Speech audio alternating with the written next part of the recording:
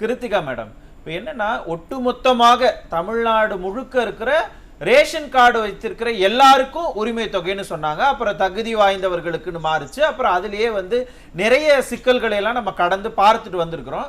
அது மிகப்பெரிய பேசுபொருள் ஆனதால தான் வரக்கூடிய ஜூன் மாசம் நீங்க எல்லாரும் அப்ளை, யாரெல்லாம் தகுதி இருக்கோ அவங்கள நீங்க அப்ளை பண்ணுங்க அப்படின்னு சொல்லிட்டாங்க. இவ்வளவு நாட்களாக பெண்கள் கேட்ட கேள்விக்கு அரசாங்கம் இப்ப பதில் கொடுத்துருச்சு. சோ அப்படின்னு இதை நம்ம எடுத்துக்கலாமா? அப்படி இல்ல, நீங்க ரேஷன் கார்டு சொன்னீங்க, 2.24 கோடி ரேஷன் கார்டு.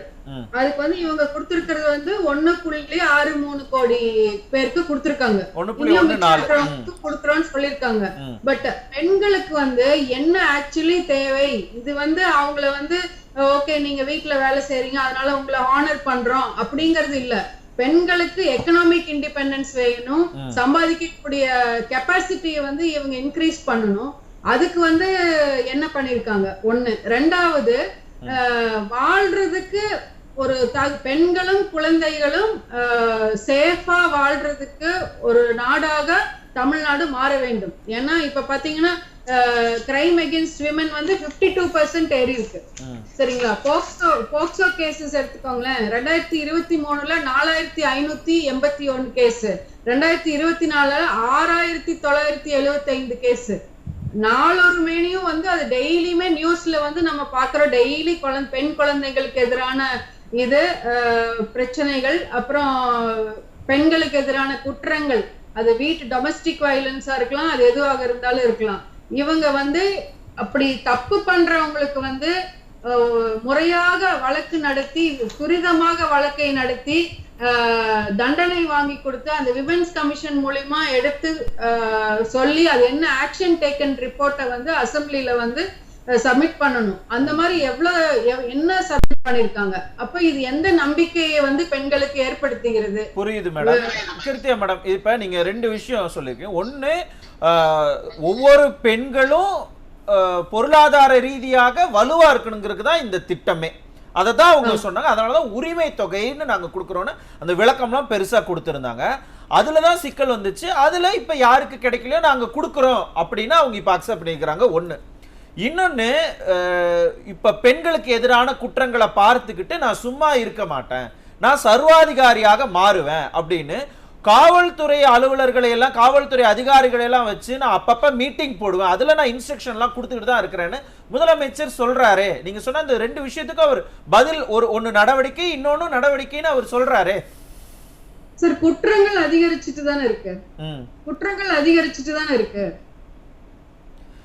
இப்ப உளவுத்துறை வந்து பெண்களுக்கு திமுக அரசாங்கத்து மேல இருந்த அந்த மதிப்பு கொஞ்சம் குறைஞ்சு போச்சு அப்படின்னு அரசாங்கத்துக்கிட்ட ரிப்போர்ட் கொடுத்துருச்சுன்னு இப்பதான் அவங்க சொல்லியிருந்தாங்க. இதுக்கு முன்னாடியே அந்த செய்திகள் எல்லாம் நம்ம பார்த்தோம்.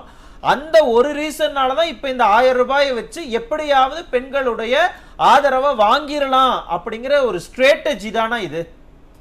இல்ல, அதுதான் நம்மள வந்து பெண்களை வந்து, தமிழ்நாட்டு பெண்களை வந்து அவ்வளவு இதா மதிப்பிட முடியாதுங்க.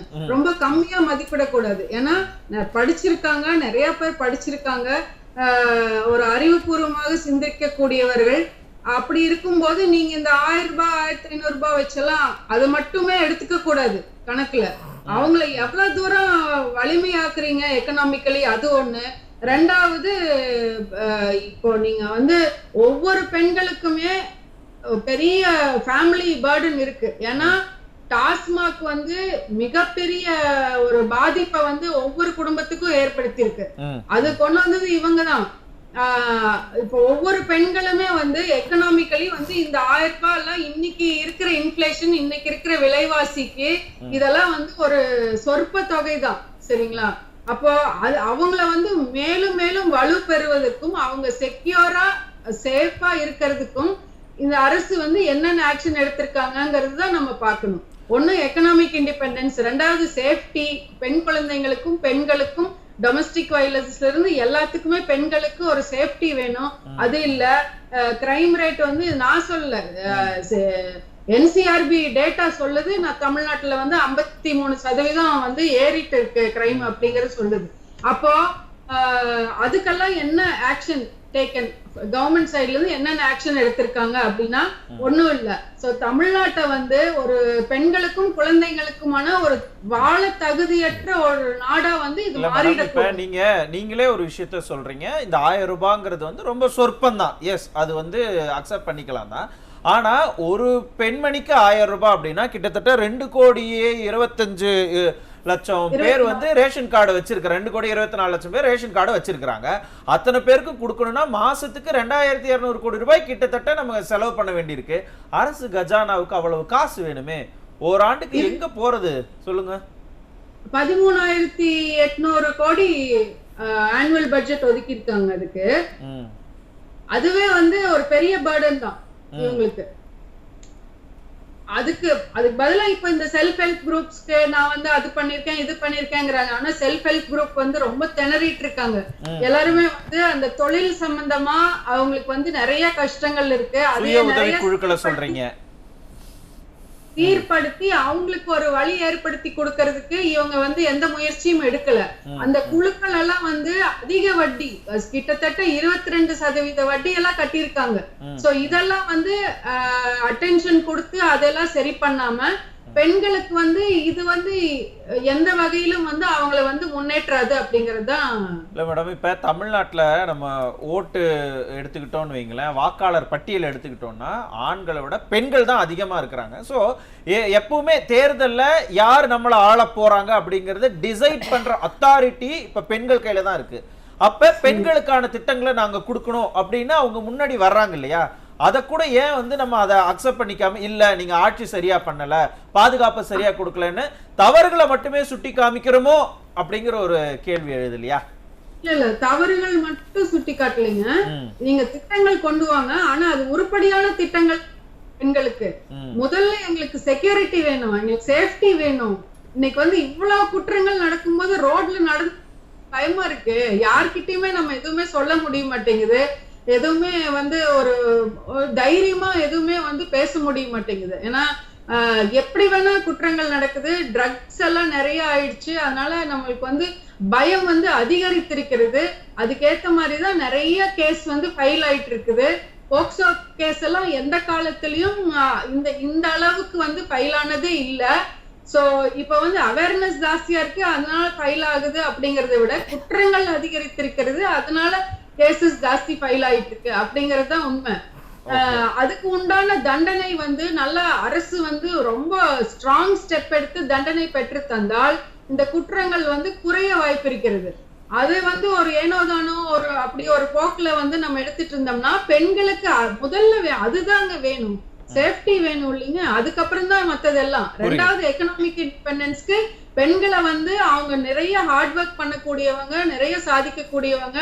அப்ப அவங்களுக்கு ஏற்ற தொழில்களுக்கு வந்து ஒரு நல்ல ஒரு சலுகைகள் கொடுக்கணும், நிறைய திட்டங்கள் கொண்டு வரணும், குரூப் வாரியா பிரிச்சு அவங்களால என்ன பண்ண முடியும் ட்ரைனிங் கொடுக்கணும், ஸ்கில் டெவலப்மெண்ட் கொடுக்கணும். இந்த மாதிரி நிறைய வந்து பெண்களுக்கு பண்ணணுமே ஒழிஞ்சு அதை விட்டுட்டு இந்த வெறும் இந்த தொகையினால மட்டும் பெண்களுக்கு அதிகமா நீங்க பண்ணிட்டீங்க அப்படிங்கிறது வந்து காசு எல்லாத்தையும் தாண்டி ஒரு பாதுகாப்பாக நாங்க உணர்ந்தனாலே எங்களுக்கு போதும் அப்படிங்கிற அந்த மனநிலையை வெளிப்படுத்திருக்கிறீங்க. நம்ம இன்னும் விரிவாக பேசலாம். திரும்ப வரேன் கிருத்திகா மேடம், ரொம்ப சுருக்கமாக இறுதி கருத்தை வச்சிருங்க. இப்ப இந்த 1 கோடி பேருக்கு கூட கொடுக்கலாம் அப்படிங்கிற அந்த நம்பிக்கையை அவர் சொல்றாரு. உங்களுக்கு அந்த நம்பிக்கை இருக்கா? அவங்க கொடுப்பாங்களா? இப்ப இருக்கக்கூடிய அந்த சட்ட ஒழுங்கு நிலை மாறும்னு நம்பிக்கை இருக்கா? இந்த ரெண்டுக்கும் பதில் சொல்லிருங்க. சட்டம் ஒழுங்கு வந்து கண்டிப்பா வந்து நிறைய ஆக்ஷன் எடுக்க ஒழிய அது வந்து இப்ப இதே லெவல்ல போச்சுன்னா ஒண்ணும் மாறுறதுக்கான வாய்ப்பு இல்லைங்க. ரெண்டாவது இந்த பட்ஜெட் அலோகேஷன் பாத்தீங்கன்னா சார், எங்களை போல சிறு குறு நிறுவனங்களுக்கு வந்து 2025 பட்ஜெட்ல வந்து 1918 கோடி மட்டும்தான் ஒதுக்கி இருக்காங்க. ஆனா இந்த பெண்களுக்கு வந்து ஒதுக்கி இருக்கிறது வந்து 13,807 கோடி. சோ வேலை வாய்ப்பு அளிக்கிறவங்களுக்கு எந்த விதமான இதுவும் இல்ல. ஒரு சாதாரண கூலி வேலைக்கு போனா கூட பெண்களுக்கு இன்னைக்கு கூலி வந்து 350 ரூபா ஒரு நாளைக்கு. அவங்க வந்து இந்த 1000 ரூபாய்ங்கிற சார் சொன்னார் இல்லையா, கீழ்மட்டம் இருக்கிறவங்களுக்கு வந்து இது ஒரு பெரிய மேட்ரிக் கிடையாது. அவங்க சம்பாதிக்கிறதுக்கு கூட கெப்பாசிட்டி இருக்கு, அவங்க ஏர்ன் பண்ணிட்டு தான் இருக்கிறாங்க.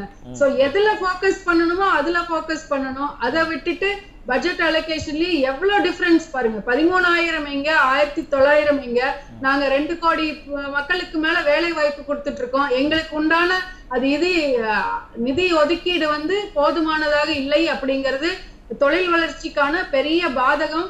அது வந்து இது வந்து ஒரு மிகப்பெரிய ஆதங்கமா இங்க நான் பதிவு பண்றேன். உள்ளபடியே உங்க ஆதங்கத்தை நானும் பதிவு பண்றேன். அரசனுடைய காதுகளுக்கு எட்டுன்னு நம்ம நம்பலாம். நன்றி.